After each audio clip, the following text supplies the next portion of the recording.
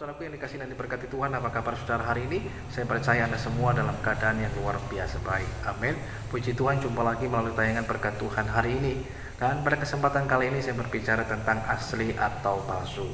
Dalam Injil Yohanes pasal yang pertama ayat 47, ketika Tuhan Yesus berjumpa dengan Natanael, maka Tuhan Yesus memberikan penilaian bahwa Natanael adalah orang Israel sejati dan tidak ada kepalsuan di dalam dirinya.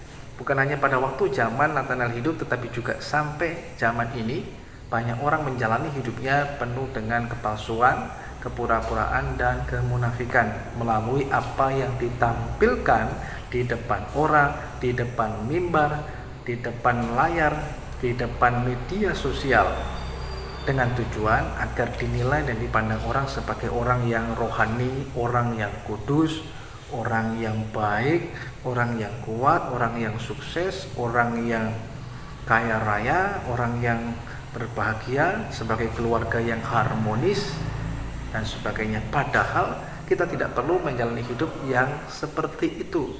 Karena ketika kita menjalani hidup penuh dengan kepalsuan, hanya akan membuat kehidupan kita penuh dengan penderitaan. Sekalipun mungkin dinilai orang sebagai orang yang berbahagia. Tuhan tidak menghendaki kita semua menjalani kehidupan yang seperti itu. Mengapa seseorang menjalani kehidupan dengan penuh kepalsuan? Yang pertama, untuk menutupi kelemahan dan kekurangan dalam hidupnya. Yang kedua, karena gambar dirinya yang rusak dan belum dipulihkan.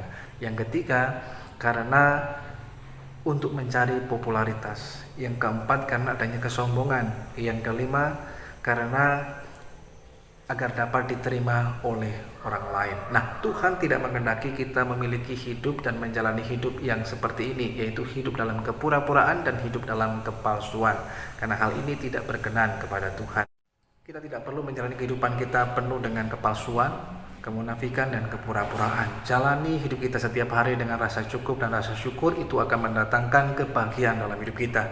Tuhan menghendaki saudara dan saya menjadi orang Kristen yang sejati, sungguh-sungguh mengikuti Tuhan, bukan mengikuti tren, mengikuti gaya hidup orang lain, dan sebagainya.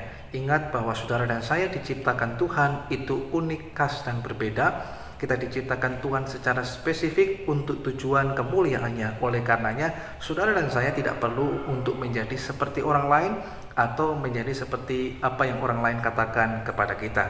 Ingatlah bahwa kelemahan, kekurangan, dan keterbatasan dalam hidup kita bukanlah aib, melainkan justru melalui kelemahan dan kekurangan kita lah kuasa Tuhan itu menjadi nyata dan sempurna dalam hidup kita. Tetaplah murni di hadapan Tuhan, walaupun mungkin tidak membuat kita menjadi populer, tetapi membuat hidup kita berkenan kepada Tuhan. Seperti halnya dengan Natanael, hidup kita berkenan dan dikenan oleh Tuhan. Tuhan Yesus mengasihi dan memberkati kita semuanya.